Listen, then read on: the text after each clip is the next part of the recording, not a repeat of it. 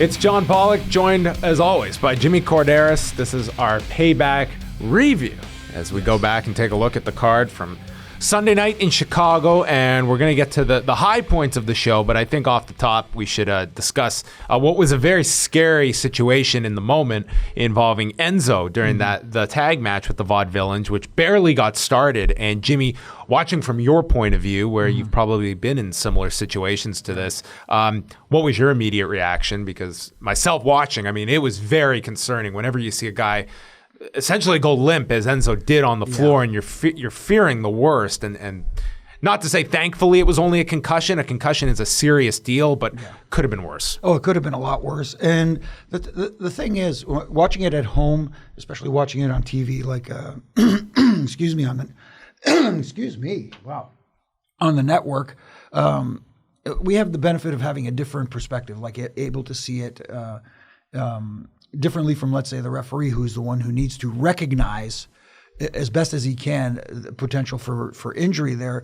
And from his vantage point, it's a lot tougher to see, because we got like I said, we were able to see the impact, the head impact the canvas, and the way he rolled out of the ring. Right away, in my mind, I knew that he was out. Yeah, I could see that from my vantage point at home. Tougher to do from the ring, but I think everybody handled it very well. I think, despite the fact that Simon Gotch tried to, kind of, I guess, didn't recognize the seriousness of the situation, and it's hard sometimes. Yeah, but and he was quickly, I think, alerted to the severity. Exactly. But I will say this, and I know it sounds like I'm pumping their tires, but the WWE medical staff was right on top of it. They are so proactive when it comes to head trauma and concussions and that sort of thing. And thank goodness that we live in a time and age, and they work in a time and age where that medical attention is available to them. Because back in the day, as you know, John, there was no ringside doctor except for maybe a commission guy, depending on what state you were in and stuff like that. So the WWE being so proactive with forget about the story, forget about what's going on. The well-being of the talent comes first, and they handled it perfectly. And I've said it for a long time. In situations like that, the match is over. Yeah. It's such a bygone, throw to the past where it's like, we've got to finish the match. And I understand that's the mentality a lot of these guys were brought up in.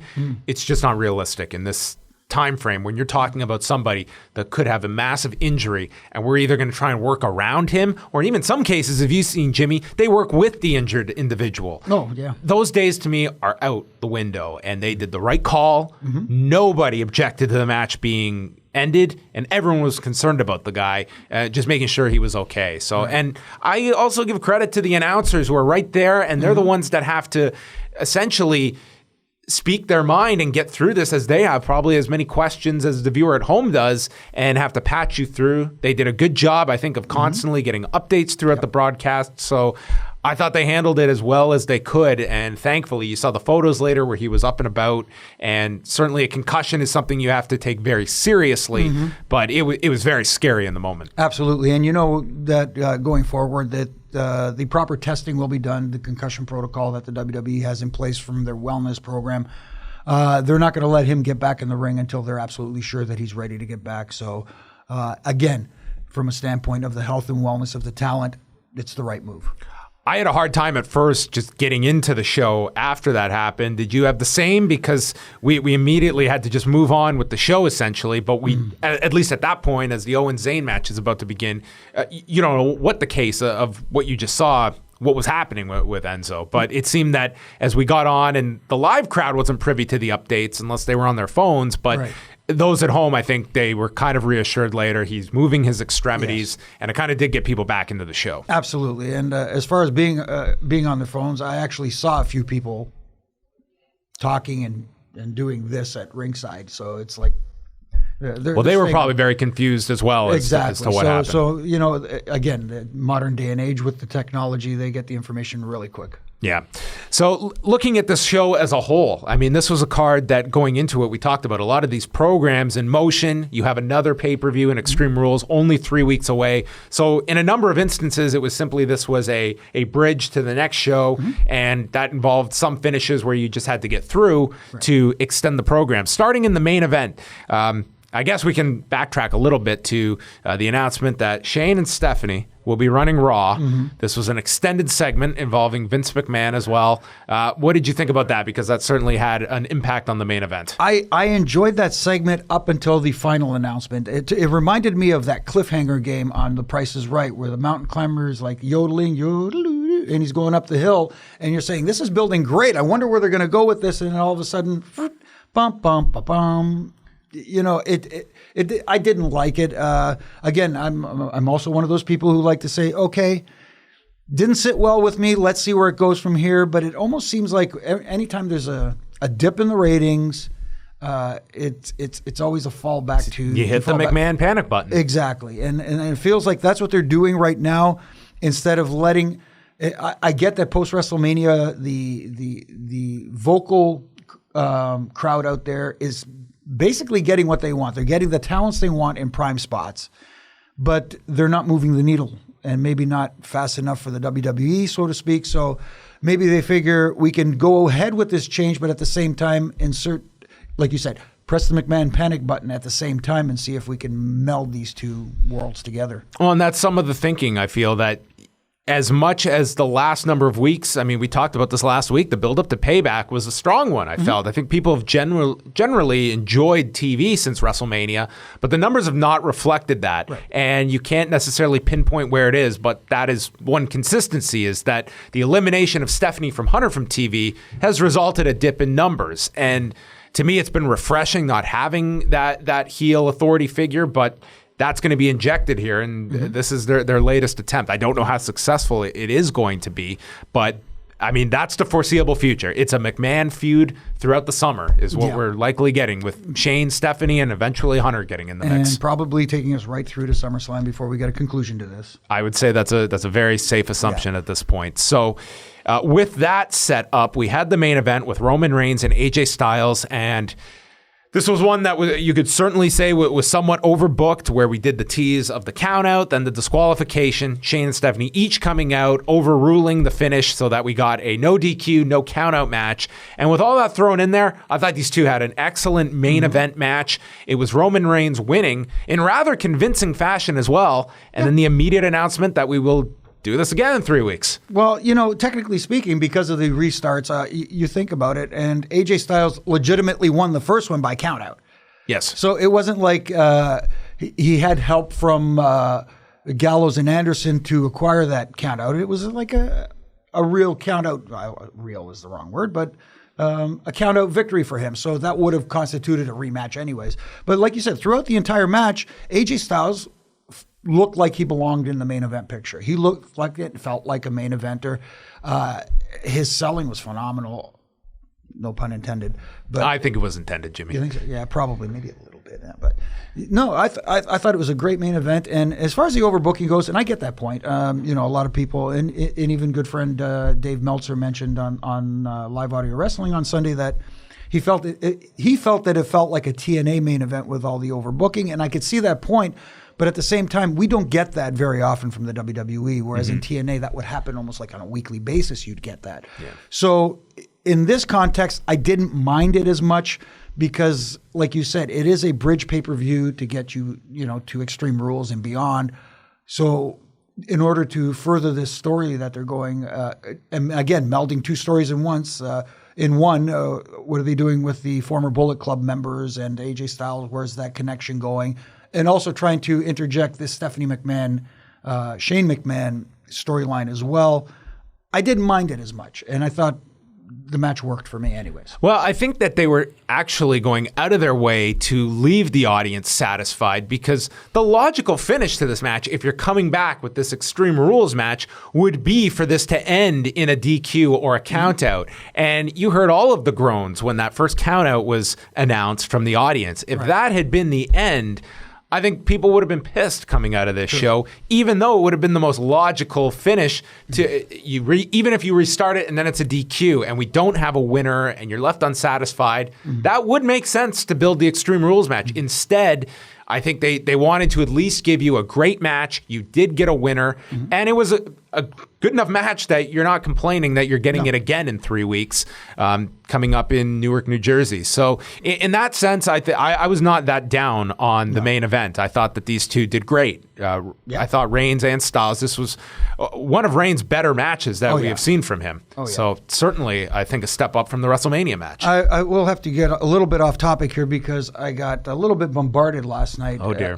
Once the no DQ was announced, there was a spot in there where AJ hit the phenomenal forearm and Roman Reigns put his foot on the ropes after 2 to stop the count. And everybody was like, I thought in a no DQ match, the ropes can't save you from being pinned. Yes, it can. It's a no DQ match. It's not a false count anywhere match.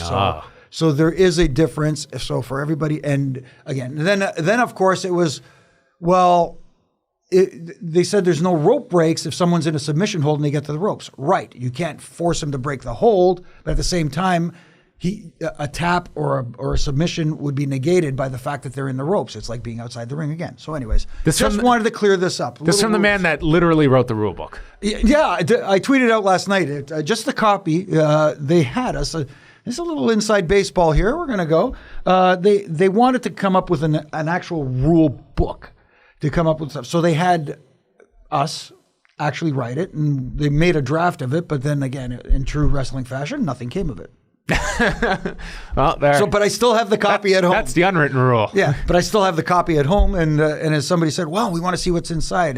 What the kayfabe is, and I said, well, I'm kayfabing the contents inside. So, well, there you go. I'm keeping it in house. So Reigns and Styles will headline Extreme Rules, which is coming up May 22nd in Newark, New Jersey. We move on down the card. Second from the top was Charlotte and Natalya with Ric Flair and Bret Hart involved, and it ended with the Survivor Series 97 finish with Charlotte applying the sharpshooter in front of Bret Hart and Charles Robinson, Lil Nate, calling for the bell. I didn't so much as care all that much.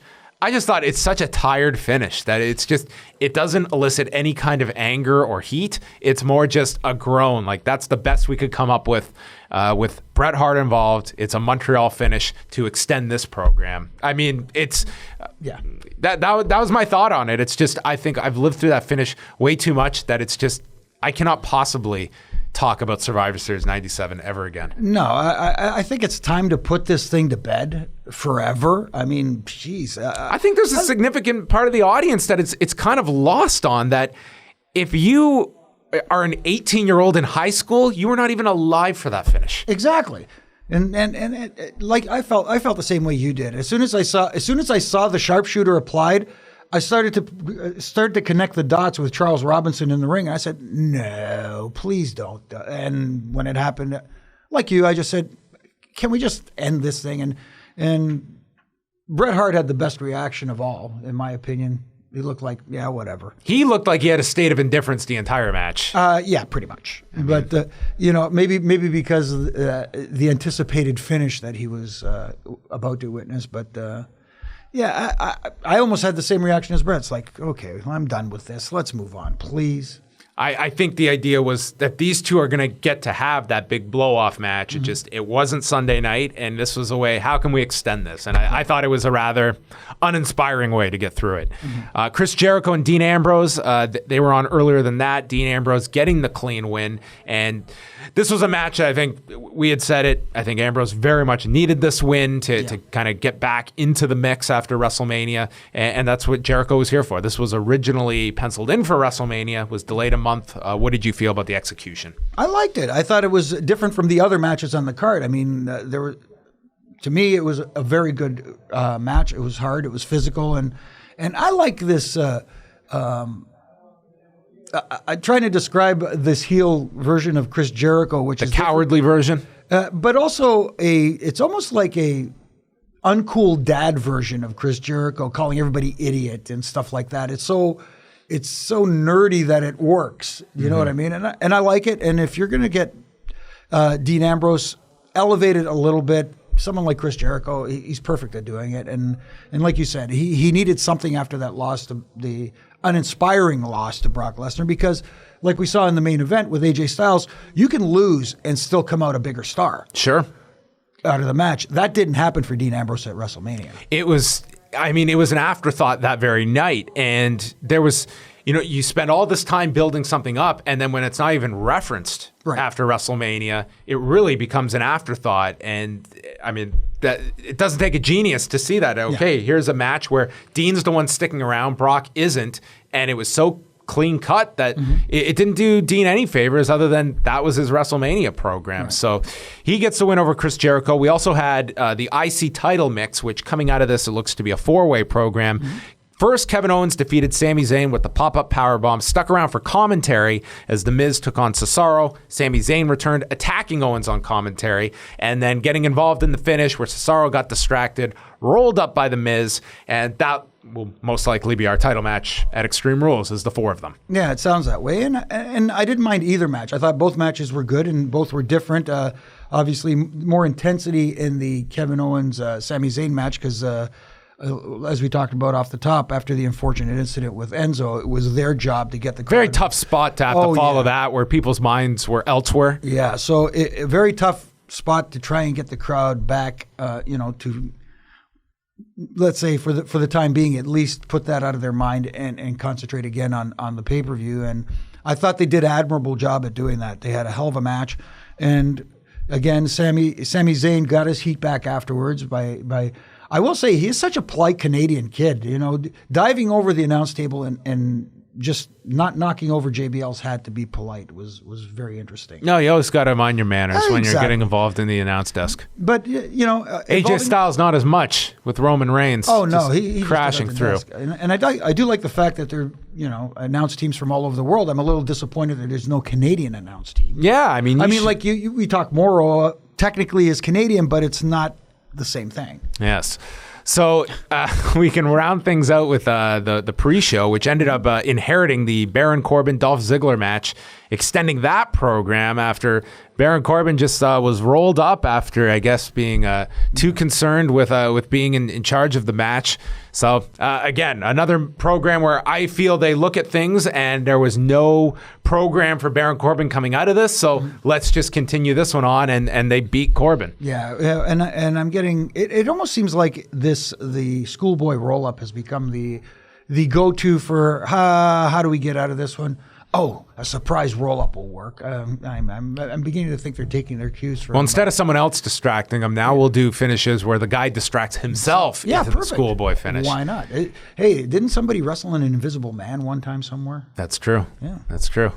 And then we also had Ryback and Kalisto. Kalisto wins this match after surprisingly good match, I thought. Yeah, they had a good match. Ryback came out, did the full CM Punk entrance. Love it. And then had his weightlifting belt, the pre-show stopper, which that might be his position for a while. I think he could be relegated to the pre-show. Maybe that is going to be his gimmick. Hey, why not? It worked for Stevie Richards when he was Stevie Night Heat or whatever it was called. Things to aspire to. Yeah, exactly. You have to set goals in life, and maybe that's one. I have to give a special shout out to Ryback, and I think you guys touched on this. I saw it right away that if it wasn't for Ryback and his good catching mitt on the outside, they may have had another injury on Sunday. Yeah, he was. Ryback was very short. Quick as Kalisto. Was going to crash down there. So Ryback salvaged that Thumbs one up, as well. Guy.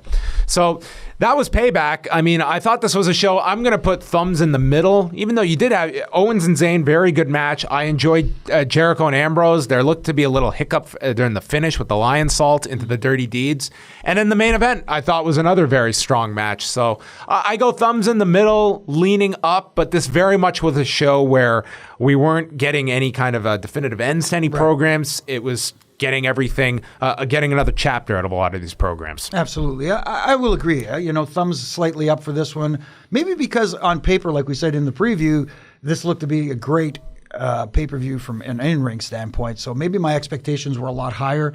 And we've talked about this before. When you go in with low expectations, anything above that makes everything seem so much better. So maybe my expectations were a little too high. Yeah, well, and when we put this preview up, some people commented to me, it's like, you're forecasting all these non-finishes, and now as we look back, that was kind of the direction for pretty much from top to bottom here.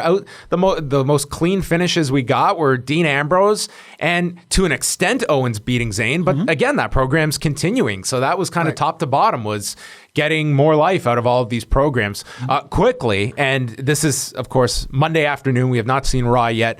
Chris Jericho had thrown up a tweet insinuating that he might be wrapping up his current run with the WWE, with which Chris Jericho has been known to lead people down a path that is not always the truth. That said, that feud does feel over at this point, regardless of Jericho's status. Where does Dean Ambrose end up? Because if Jericho's gone, and even if he's staying, that's not a program that I do see continuing. It's interesting because does he get involved with this whole AJ Styles former Bullet Club members? But I don't see him getting involved in that because it seems to be the Usos. I don't know what's next because there's really nothing on the table for him unless maybe he's you can't pair him with Baron Corbin because Baron Corbin needs to get That's over. funny. That was one of the names that jumped out had they not done the Ziggler finish, but that feels like that's continuing because that's the only reason you would have Ziggler win that match. Exactly. That's where you look at the depth of things where, they're still really hit by these bodies that are not around. And you have others. I mean, you have a handful of baby faces without programs. There was nothing with Apollo Crews on this show, who was a recent call-up. So Ambrose, I guess we'll get a better sense of Monday night on Raw where he is going because, he just seems like the odd man out at this point. It's weird because when you talk about talent depth, there is a certain amount of depth on the roster right now. They're starting to stack the roster with some guys who can go and could potentially be, guys who could move the needle if you want to talk ratings wise. But at the same time, they're because they're still so fresh and so new, risking putting them with someone like a Dean Ambrose who needs to, keep continuing to grow and elevate to possibly a main event level. You can't put him in with a guy like Baron Corbin because Baron Corbin is a guy who needs to also progress and elevate himself as well because he's not there yet, and there's a whole bunch of new guys that aren't there yet.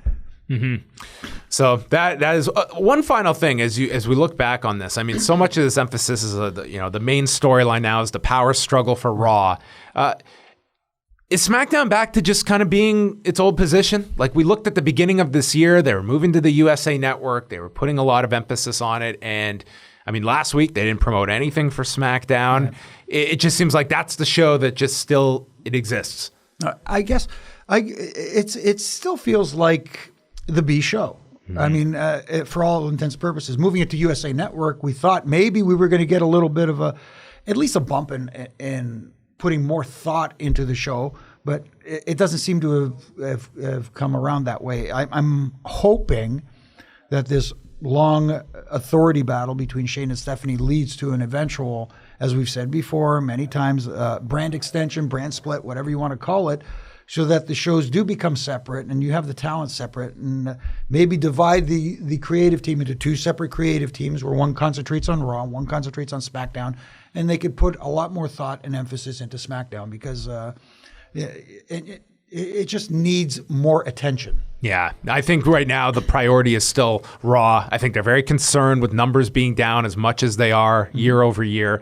And I think even some ideas they could throw out is that Shane gets a portion of Raw, Stephanie gets a portion, almost like just to differentiate the 3 hours, which truly do wear on you, and instead almost break it up into almost two shows in one and have something distinct about them, because those 3 hours, I don't care who you are, that's a chore, no matter how ardent a fan you are, to sit down on a weekly basis and watch 3 hours.